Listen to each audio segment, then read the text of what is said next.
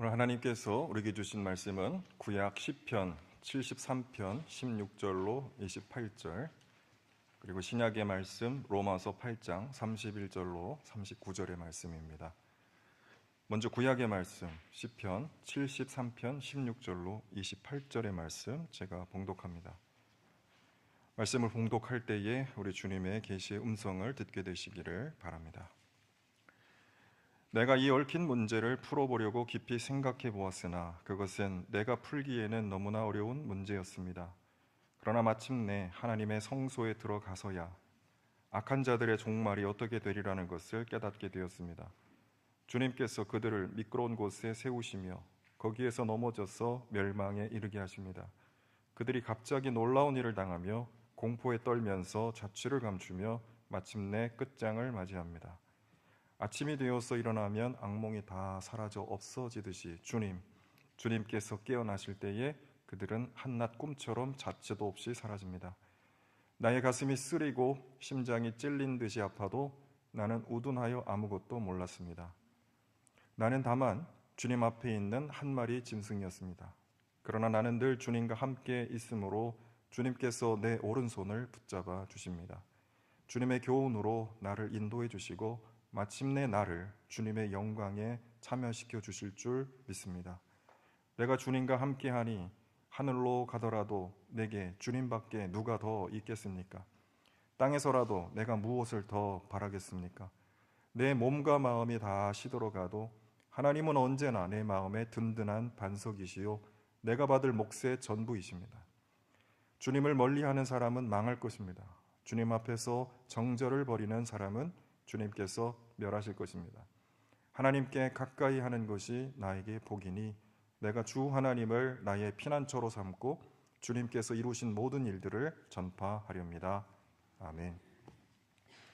신약의 말씀 로마서 8장 31절로 39절의 말씀입니다. 이제 제가 봉독하겠습니다.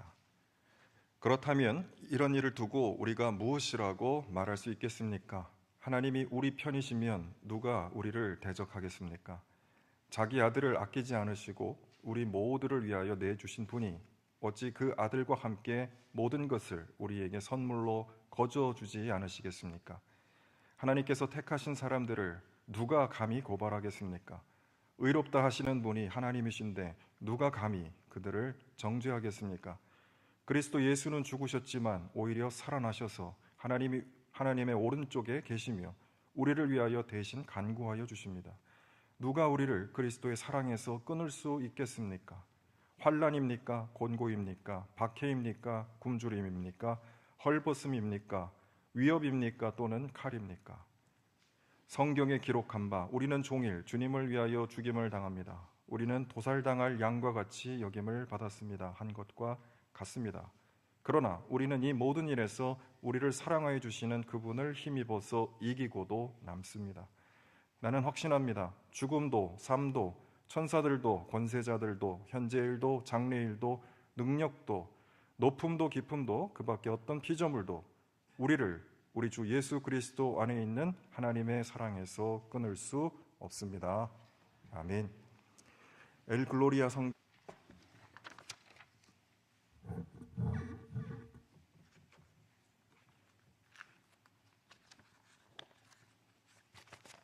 며칠 전입니다.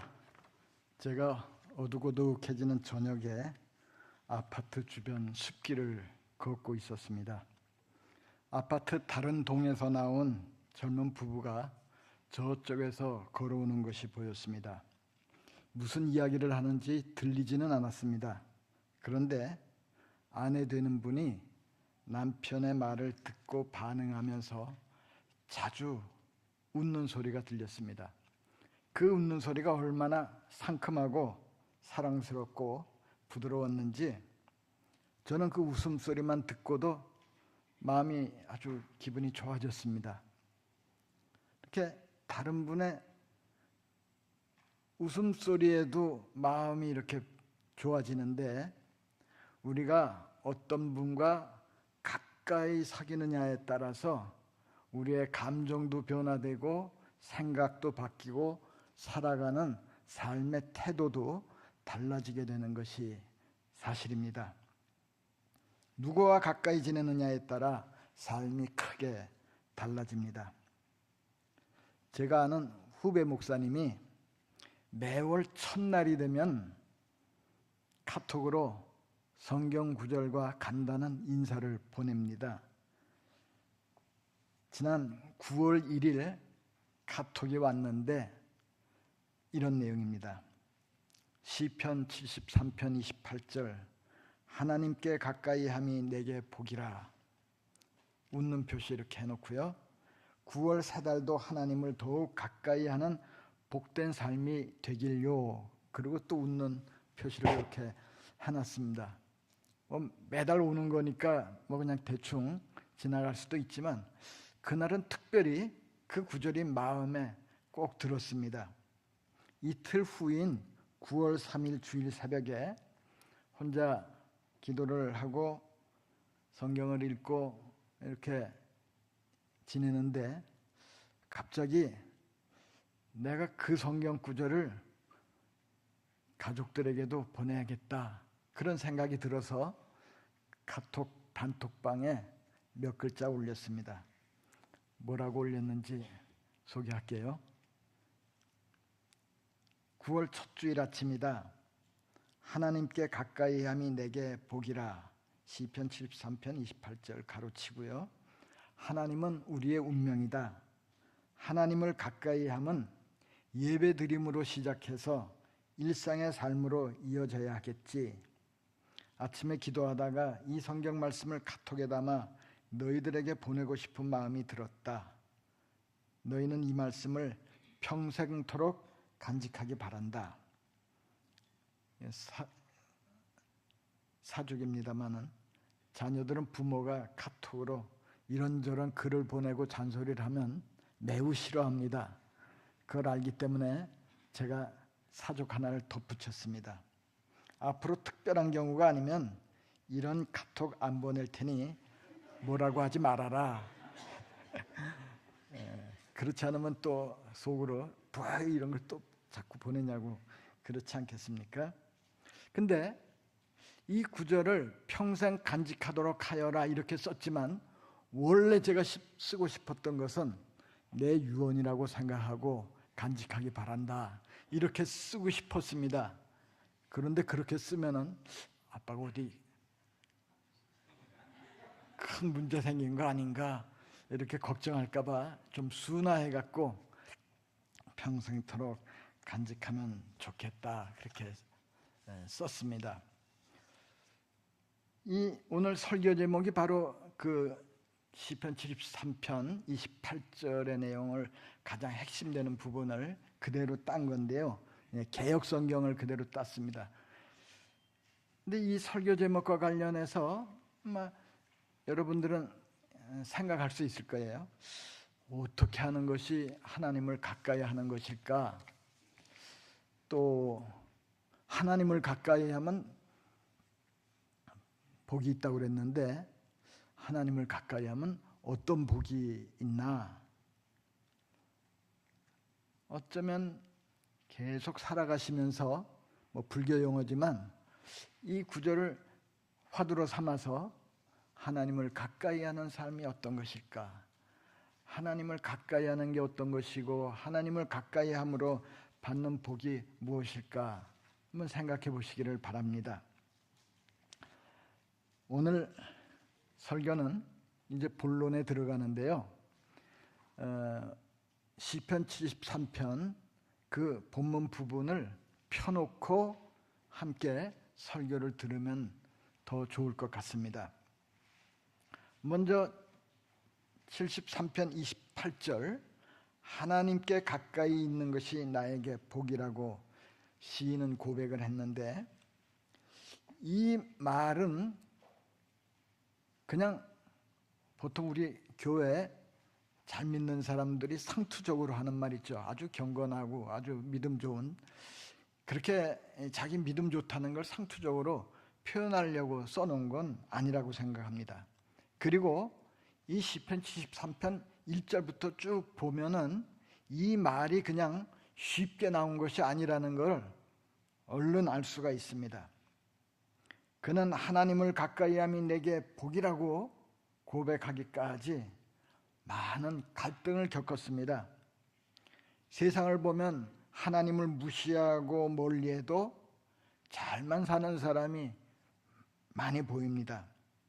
그래서 이 시인은 그런 악인의 번영을 보면서 이게 뭐야? 하나님을 멀리하고 무시하고 제멋대로 살아도 잘 살기만 하네. 뭐 시기하는 마음도 들고 부러운 마음도 들었을 것 같습니다. 그래서 본문 바로 위쪽에 보면 신앙을 거의 포기하려고 하는 마음까지 들었던 것 같습니다. 말하자면 시험에 든 거죠. 우리가 주기도문에서 오늘도 했습니다마는 시험에 빠지지 않게 하시고, 유혹이라고 번역할 수도 있는데 유혹에 빠지지 않게 하시고. 여러분, 유혹이 없는 현실은 거의 없습니다. 아주 없습니다. 어디에나, 심지어는 교회 안에서도 유혹을 받을 수가 있습니다. 그런데 유혹 가운데 가장 큰 유혹이 뭔지 아십니까? 어떤 유혹이 가장 큰 유혹일까요? 사람마다 다를 겁니다. 어떤 사람은 재물에 아주 약합니다. 또 어떤 사람은 성적 쾌락에 쉽게 빠져드는 그런 약한 부분이 있습니다. 어떤 사람은 권력과 명예에 취약합니다. 그래서 노년에 추한 모습을 보이는 사람도 있습니다. 그런데 종교의 사제이자 신학자인 알렉산더 슈메만이 이렇게 말했습니다. 제가 쓴 주기도문 책에도 그 구절이 나옵니다마는 제가 읽어드릴게요.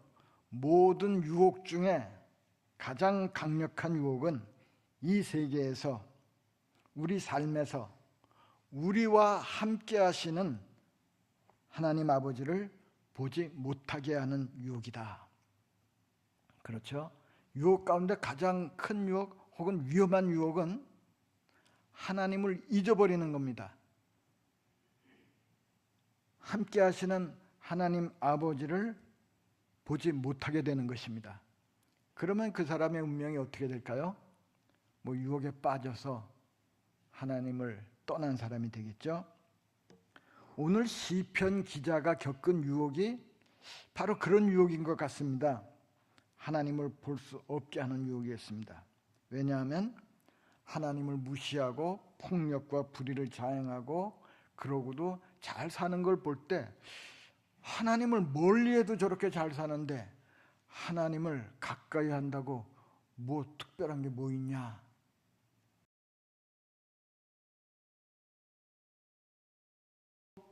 그동안 의롭게 살아온 것이 아주 위험한 상황에 빠졌죠. 14절에 보면 시인은 하나님을 원망하는 마음이 생겼습니다. 하나님이 내게 다정하고 좋은 분이 아니라 나를 괴롭히는 분이라는 생각까지 들었습니다. 그래서 보면 바로 앞부분에 보면 15절에 보면 나도 악인들처럼 내 욕심을 채우면서 제멋대로 살아야겠다, 이런 생각까지 했다고 합니다. 정의로운 하나님이 이 세상을 다스린다면 어떻게 이런 악이 자행되고 악인들이 큰 소리 치면서 살 수 있을까? 아무리 생각해도 알 수 없었습니다. 그 얽힌 문제를 풀어보려고 깊이 생각했습니다. 답을 발견했습니까? 답을 발견하지 못했습니다. 자기가 풀기에 너무나 어려운 문제였다고 그렇게 말합니다. 그래서 시인은 어떻게 합니까? 지혜자를 찾아갑니까? 친구와 이 문제를 의논합니까? 17절에 보면 고뇌하던 시인은 성소에 들어갑니다. 성도 여러분, 하나님을 예배하는 공동체, 오늘날로 말하면 교회에 들어가는 것이 하나님을 가까이 하는 첫걸음입니다. 요즘 젊은 사람들은 뭐 교회에 가지 않아도 마음으로 잘 믿으면 되지 않느냐, 그런 생각을 많이 합니다.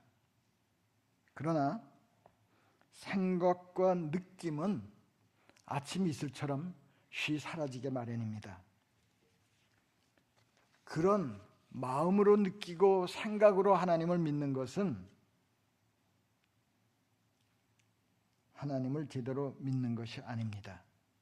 몸으로 하지 않은 것, 다른 성도들과 함께 말씀을 듣고 찬송을 하는 이런 몸으로 체득되는 믿음이 아니면은 너무나 쉽게 사라지는 것이 믿음입니다. 그런 머릿속의 믿음은 아무런 힘이 없습니다. 우리의 믿음은 기도와 찬송, 성도의 교제를 통해서, 때로는 마음 상할 때도 있지만 그런 모든 활동을 통해서 구체화해야 믿음이 관념 속에 머물지 않고 실제화됩니다.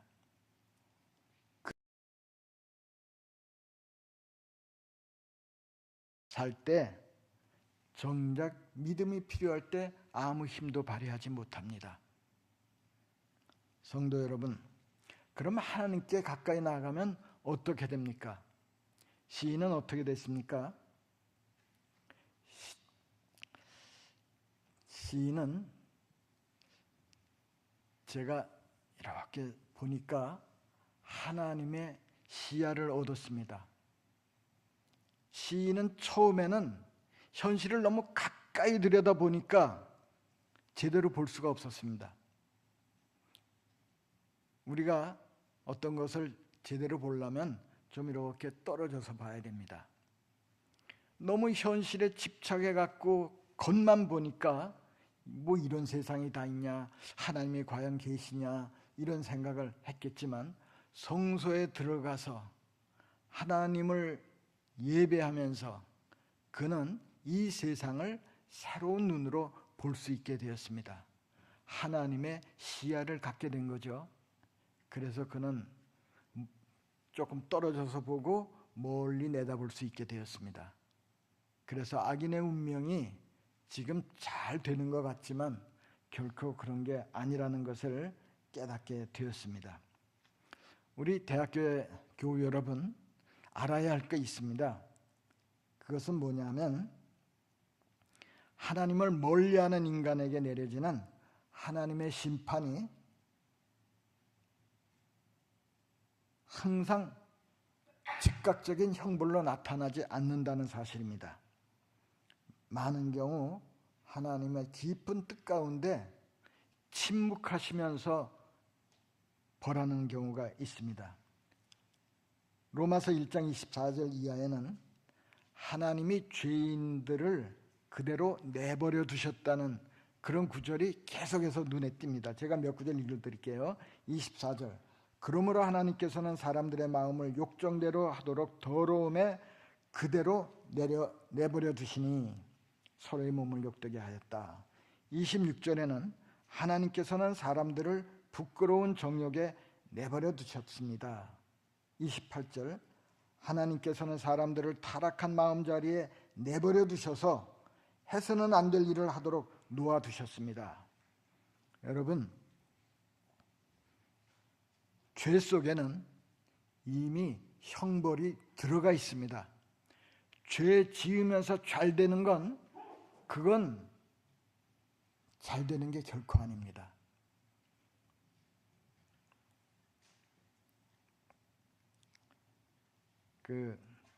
제가 책에서 읽었는데요. 4세기 수도자 에바그리우스는 영적 성장이라고 하는 것을 근본적으로 다르게 보는 방식, 나와 내 주변을 있는 그대로 보는 방식을 익히는 과정이라고 했습니다. 우리가 하나님을 가까이 하면 세상 사람들과 보는 방식이 달라집니다. 하나님의 눈으로 볼 수 있는 시력이 생깁니다.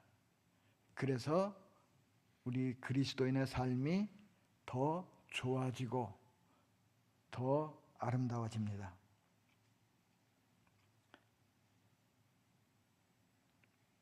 하나님을 가까이 하는 사람은 삶의 진실이 무엇인지 알게 됩니다. 여러분, 삶의 진실 좀 막연하죠? 그냥 조금 풀어서 설명하자면 우리가 허무에 떨어지지 않도록 우리를 떠받치고 있는 삶의 힘, 실제 우리를 살아갈 수 있게 하는 근본 사실이 무엇인지 아십니까? 제가 요즘 성공의 사제이자 캔터버리 대주교를 지냈는데 신학자인 로안 윌리엄스가 쓴 상처 입은 알미라는 책을 읽고 있는데 설교 내용과 연관이 돼서 소개합니다. 그분은 삶의 진실이라는 것은 다른 게 아니라 우리는 현재 일어나는 고통이 현실의 전부가 아니며 그 뒤에는 더 궁극적인 사실, 우리를 앞으로 나아가게 하는 하나님의 상처 입은 사랑이 있음을 안다. 조금 어려운가요? 우리의 삶의 진실은, 우리가 살아갈 수 있게 하는 힘은 로안 윌리엄스는 상처 입은 하나님의 사랑이라고 표현했습니다. 이건 로안 윌리엄스가 말했다기보다는 사도 바울이 먼저 말했습니다. 사도 바울은 삶의 진실, 우리를 살아가게 하는 힘, 우리 존재를 떠받치는 힘, 우리를 살아가게 하는 힘은 우리를 위해 자기 아들을 보내어 십자가에 내어주신 하나님의 사랑이라고 선언합니다. 세상의 그 무엇도 예수 그리스도 안에 있는 하나님의 사랑에서 우리 존재를 끊어낼 수 없다고 선포합니다. 이게 삶의 진실입니다. 그래서 오늘 우리가 신약 본문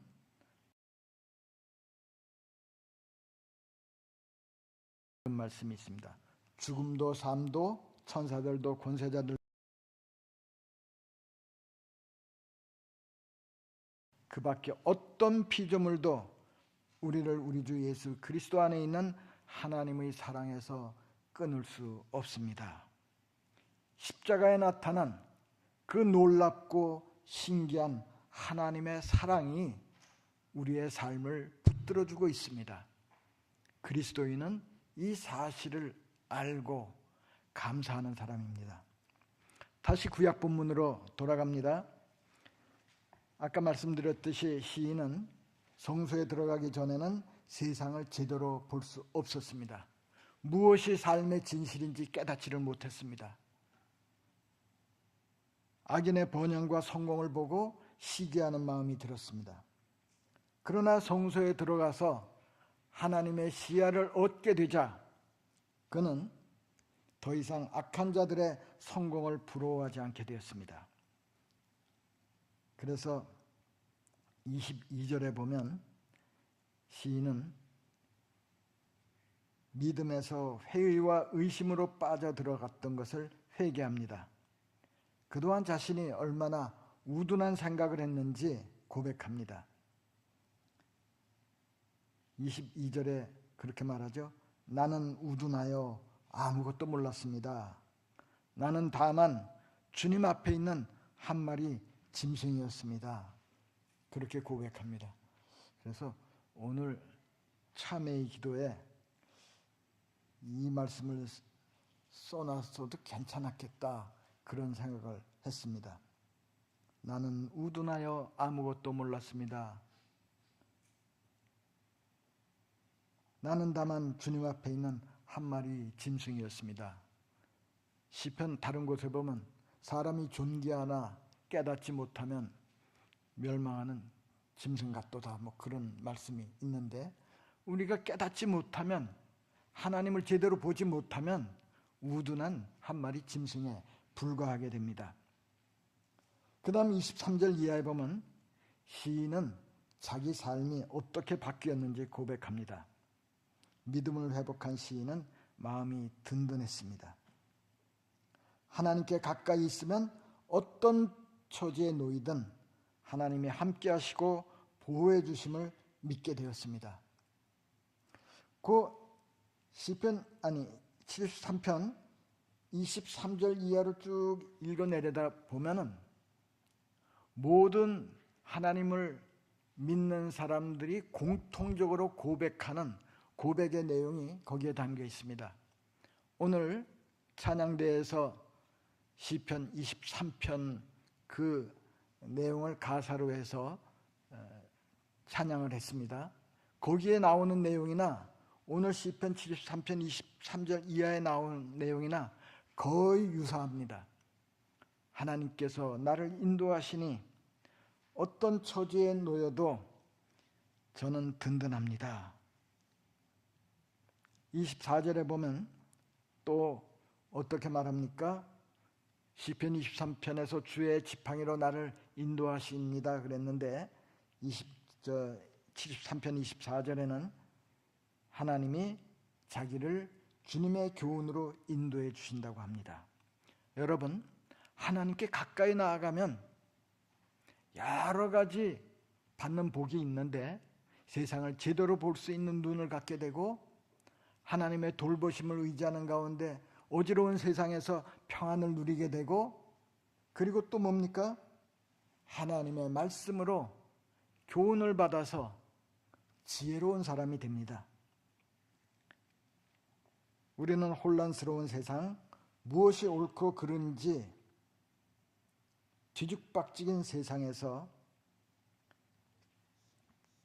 우리가 살아야 가야 되는 교훈을 받고 지혜를 얻습니다.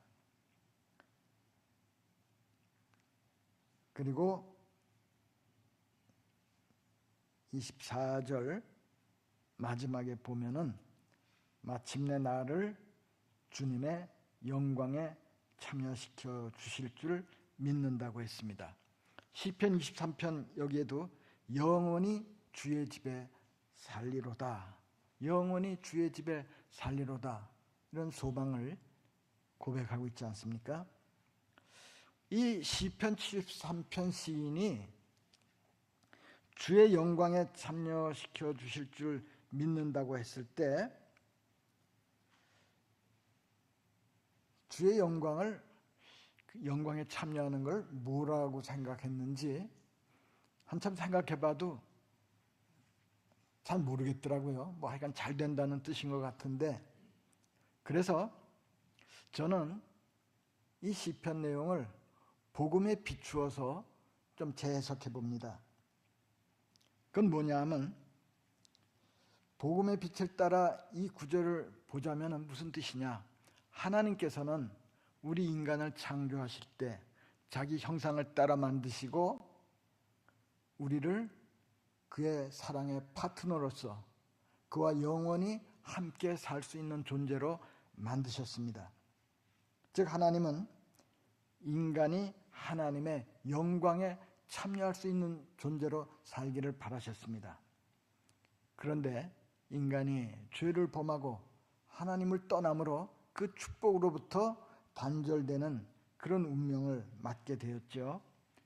그러나 아까 삶의 진실이 뭐라고 그랬습니까? 무엇으로도 우리를 하나님의 사랑에서부터 떼어놓을 수 없다. 하나님께서는 그 뜻을 따라서 예수 그리스도 안에서 인간의 몸을 입으시고 또한 우리를 위해서 십자가를 지시고 부활하심으로 우리에게 영생에 이르는 길을 열어주셨습니다. 우리는 하나님을 가까이 하는 사람, 하나님의 뜻대로 살는 사람은 장차 하나님의 영광과 아름다운 사랑에 참여하게 될 것입니다. 우리는 그런 존재입니다.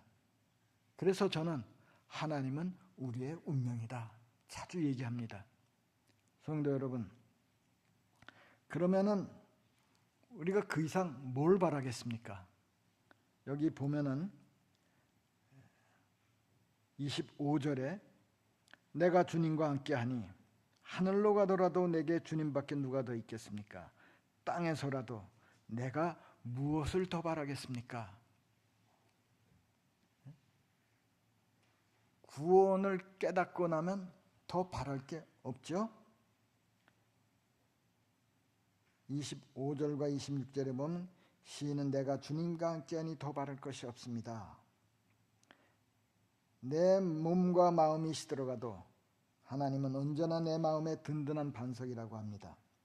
하늘로 가더라도 땅에 있더라도 자기에게는 주님밖에 없다고 그렇게 고백합니다.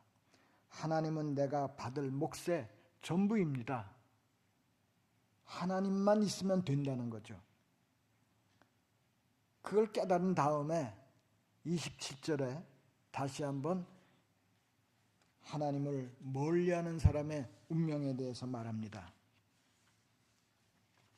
여러분, 죄는 우리가 교회에서 죄 많이 얘기하지 않습니까? 죄는 법과 도덕률을 어기는 것으로 보는 것은, 죄를 법과 도덕률을 어기는 것으로 보는 것은 매우 피상적인 이해입니다. 여러분, 죄는 크나큰 상실입니다. 왜냐하면 죄는 하나님을 멀리하는 것이고 하나님으로부터 자신을 차단하는 것이고 하나님이 주시는 사랑과 은혜를 거부하는 것이기 때문입니다. 하나님의 말씀에 귀를 막는 것이기 때문입니다. 그렇게 하나님을 멀리하면, 하나님으로부터 자신을 차단하면 어떻게 됩니까? 이 세상이 거짓되고 헛된 속삭임에 귀를 기울이고 이 세상이 전부인 것으로 생각하고 살다가 망하는 것입니다. 자신이 누구인지도 모르고 세상의 쾌락과 헛된 영광을 취하기에 헐떡이게 됩니다. 그래서 시인은 죄인은,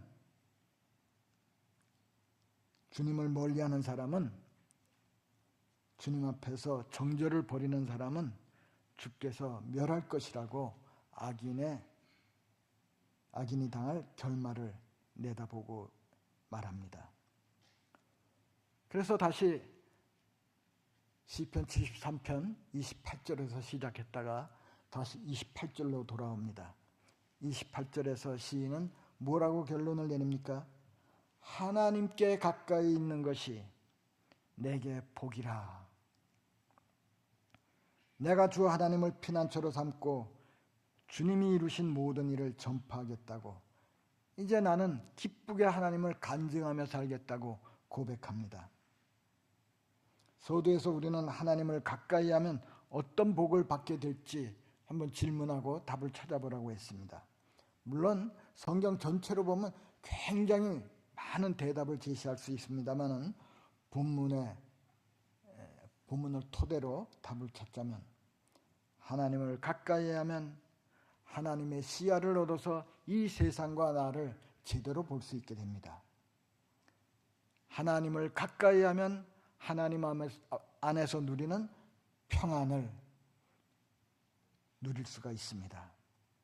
하나님을 가까이 하면 또한 하나님을 피난처로 삼고 하나님의 보호와 인도를 받을 뿐 아니라 하나님의 교훈을 가까이 함으로써 이 어지러운 세상에서 우리가 어떻게 살아야 되는지를 깨닫고 바른 길로 갈 수 있게 됩니다.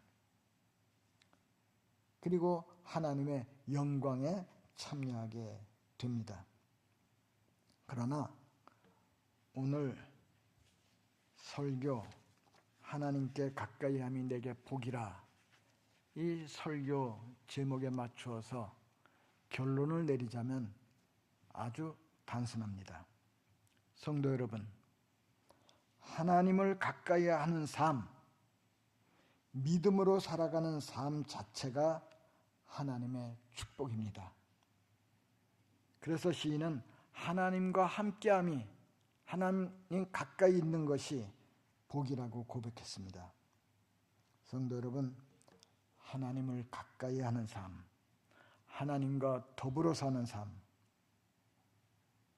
아름답고 정결하게 살아가는 삶, 그 자체가 복입니다. 이 사실을 깨닫게 해주신 하나님께 감사합시다. 하나님을 찬양합시다. 기도하십시다. 사랑의 하나님, 부족하고 연약한 저희들, 우둔한 저희들을 주의 자녀로 불러주시고 하나님의 영광에 참여할 수 있는 놀라운 은혜를 베풀어 주셨습니다. 이 어지럽고 복잡한 세상 속에서 하나님, 저희들이 하나님을 잊어버리지 않게 도와주시옵소서. 하나님을 멀리함으로 스스로 하나님이 주시려고 하는 복을 차단하는 어리석은 사람 되지 않도록 도와주시옵소서. 어떤 상황에 처해든지 하나님을 가까이 하게 하시고 하나님의 말씀에 귀를 기울이게 하시고 하나님의 인도를 받음으로써 우리가 이 세상에서도 그리고 이 세상 떠날 때 하나님과 함께하는 그런 축복의 사람이 되도록 은혜를 베풀어 주시옵소서. 예수님의 이름으로 기도드리옵나이다.